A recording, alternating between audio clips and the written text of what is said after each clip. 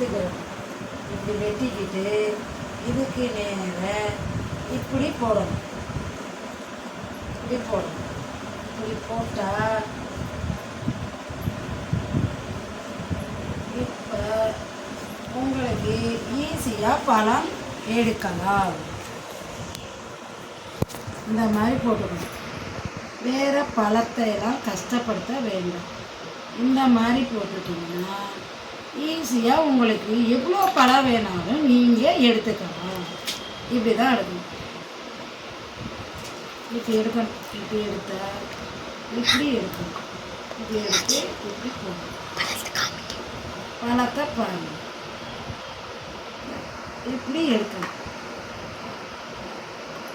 ஈஸியாக உங்களுக்கு பழம் இந்த மாதிரி ஆயிடும். நாங்கள் இப்படியே எடுக்கணும். இந்த மாதிரி எடுக்கணும். பழம் ஈஸியாக இருக்கும்.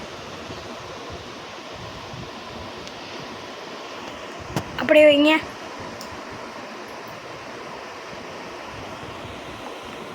இந்த சேனலை பிடிச்சிருந்தா சப்ஸ்கிரைப் பண்ணிங்க. டாட்டா பாய் பாய்.